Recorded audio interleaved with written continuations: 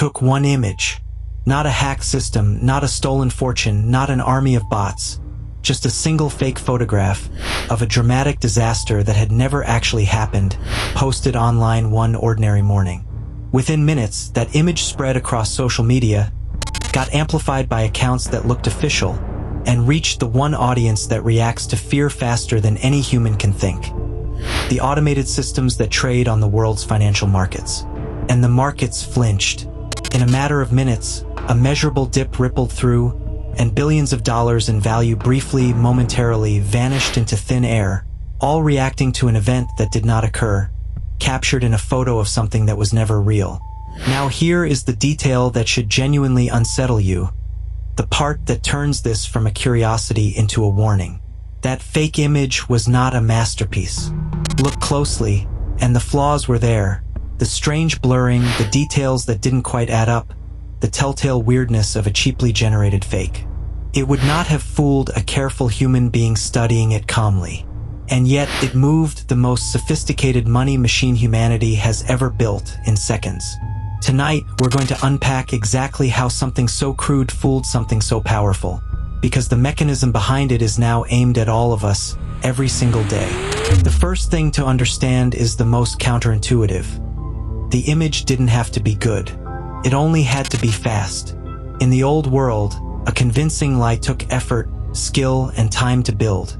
In the new world, a passable fake can be generated in seconds by anyone, and its power comes not from quality but from speed and spread. Here's why the flaws didn't matter. When that image hit the internet, almost nobody who reacted to it was studying it. They were glancing at it, a thumbnail on a feed, a screenshot in a chat, a headline scrolling past, in the middle of 100 other things. And a quick glance is exactly the environment where a crude fake wins. Your careful, skeptical, detail-checking mind never even gets switched on. You see a shocking image of a disaster, your gut reacts before your reason can, and you've already felt the fear or forwarded it. Before any part of you thought to ask, is this actually real? The fake wasn't designed to survive careful analysis. It was designed to never be carefully analyzed in the first place. And in a world built for speed, where everything is a glance, that turns out to be a devastatingly effective design. But a crowd of humans getting briefly scared is not new. What makes this incident a genuine glimpse of the future is who or what reacted fastest. A significant share of modern trading is done not by people, but by automated systems.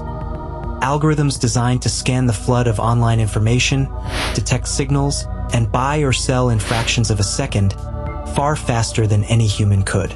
These systems are built for speed above all, and speed means acting before you've had time to fully verify. So when a shocking piece of news and a dramatic image start spreading and being amplified, some of these automated systems can register it as a real event and react, selling, hedging, moving, before any human has confirmed a single thing. In other words, the fake didn't just fool frightened people. It fooled the machines that were specifically built to be faster than frightened people. And because those machines can trigger each other in cascades, one system's sudden selling becoming another system's alarm signal, a single lie can ripple outward at the speed of light, amplified by the very automation that was supposed to make markets more efficient. We built a financial nervous system optimized for reacting instantly, and then discovered that anything that reacts instantly can be tricked instantly. Step back and you can see the real lesson here, and it's bigger than one market or one image. We have quietly constructed a world with two features that, combined, are dangerous. First, it has never been cheaper or easier to manufacture a convincing at-a-glance lie, a fake image, a fake voice, a fake headline, and to spread it to millions in seconds. Second, enormous, consequential systems, markets, but also public opinion, news cycles, even our own emotions, are wired to react faster and faster, rewarding whoever moves first and punishing whoever pauses to check. Put those two together and you get a genuinely fragile situation. A world where the cost of creating a lie has collapsed to almost nothing, while the speed at which that lie can cause real damage has accelerated to almost instant. The market that briefly dropped over a fake image recovered quickly, because the truth caught up. But the incident was a flare in the sky, A small, harmless-looking demonstration of a mechanism that, aimed differently with better timing at a more vulnerable moment, could do far more than cause a brief dip. It showed, in miniature, how a single fabricated moment can reach out and move the real world before anyone has verified it's real at all. And now the part that actually matters to you, because you are not a stock market, but you run on the exact same vulnerability. The same mechanism that moved those trading machines is aimed at your mind every time you open your phone.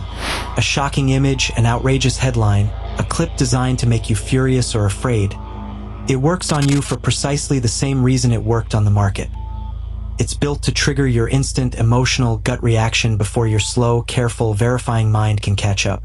You feel the outrage, the fear, the certainty, and you react, share, believe, or panic, all in the space where reflection should have been.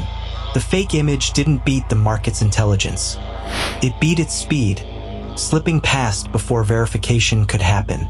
And that is exactly how manipulation works on you.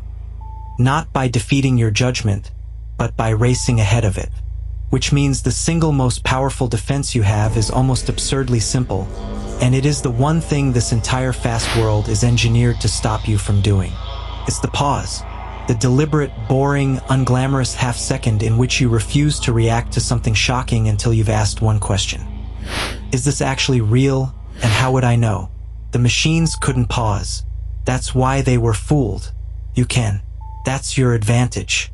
So let's turn this into a practical habit, because in a world where a cheap fake can move billions, your ability to not be instantly moved is becoming a genuine superpower. Rule 1. Treat your own emotional spike as a warning light, not a green light. The stronger and faster something makes you feel, the more instantly furious, terrified, or certain, the more likely it is engineered to bypass your judgment, and the more it deserves a pause before you react or share.